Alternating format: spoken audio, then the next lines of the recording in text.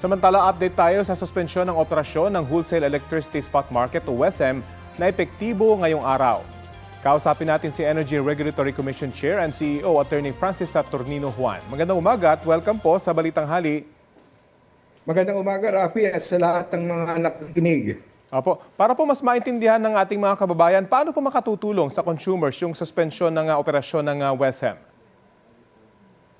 Dito sa ginawa nating suspension, bunsod na rin ng rekomendasyon ng Department of Energy, ang presyo, we will have a handle on the price that can be imposed by our different generation companies. Kasi kung normal na operasyon ang WESM, yung mga presyo na yan ay nakabase dun sa kanilang mga offers.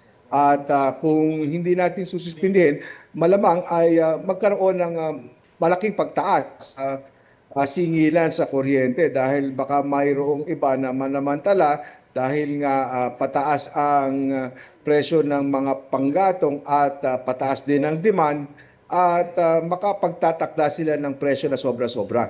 So with the suspension of WESM, mayroon tayong handle doon sa prices that can be imposed. At the same time, mayroon din tayong handle on yung mga planta na madi-dispatch. So with the system operation guidelines na ipinalabas din ng Department of Energy, so madidesisyonan kung ano-ano yung mga dapat na plantang unahin at ito yung karaniwang planta na mas mura. At kung kaya naman ay yung mga planta na yung panggatong ay hindi naman nanganganib na maubusan tayo. So for security of supply na din, kaya nagkaroon ng pagdidesisyon ang ERC na isuspinde na rin ang WESM.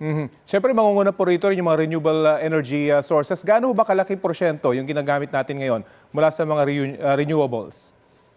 Malaking bahagi na rin. In fact, yung mga intermittent sources natin na naka-mass dispatch ay umabot na rin sa mga double digit ang presento sa kabuang generation mix natin. At ang mga ito, kung sila ay available, sila ay talagang otomatikong mapatatakbo kasama sila sa dispatch. At ang susunod dito ay yung mga mas mura na patakbuhin, lalo yung mga baseload plants, yung mga coal, ang panggatong, mas mura kasi siya relative dun sa mga ibang uri ng planta tulad ng those na tumatakbo sa oil. At magagarantiya ba nito na magiging sapat po yung stable at stable yung supply ng kuryente sa bansa?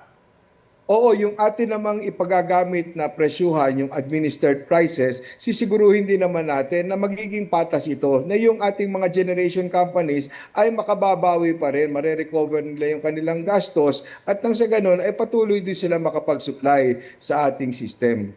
Nabanggit nyo ngayon gastos ng mga generators dito. Magiging, paano po yung pricing mechanism nito? Hindi ba sila malulugi? Yung yan ang tinitingnan natin, mayroon tayong itatakdang presyo para sa ibang specific na mga teknolohiya tulad ng coal. Pero kung yung presyo na yan ay hindi sasapat, ang sasabihin natin, mayroong mga teknolohiya tulad ng oil, maaari silang humingi ng additional compensation. Nang sa ganon, ay mayroon pa rin silang full recovery ng kanilang gastos. Ano pong aasahan ng consumer sa mga susunod na buwan pagdating po sa presyo ng kuryente? Tag-init pa man din, mataas yung demand. Oo, may inaasahan na rin tayo na magiging epekto noong pagtaas sa singil sa mga panggatong. Kaya't asahan natin na magkakaroon ng pagtaas sa singil. Ito nga lang, ang ginagawa natin ay magkaroon ng kaunting intervention nang sa ganon ay magkaroon ng mitigation kung ano man yung magiging pagtaas na yan. Gaano naman po kahalaga na ngayon pa lang magtipid na yung ating mga kababayan? Gaano kalaking porsyento po ba ito kung yung isang household ay magtipid ng kahit kaunti? Overall, anong magiging epekto po nito sa ating supply ng kuryente? Overall, kung marami ang gagawa niyan at mapababa natin yung ating system peak, so mangangahulugan nito na kakaunti ang kakailanganing i-generate na kuryente doon sa mga panahong ito. So bukod sa nakatitipid tayo dahil nagtipid tayo sa gamit ng kuryente, ay nakatutulong tayo sa pagpapababa ng singilan sa kuryente. Ayun nga, sana nga po na maraming mag-heed dito sa call ng pagtitipid dahil lahat naman ay makikinabang. Maraming salamat po sa oras na binahagi nyo sa Balitang Hali. Maraming salamat, Rafi.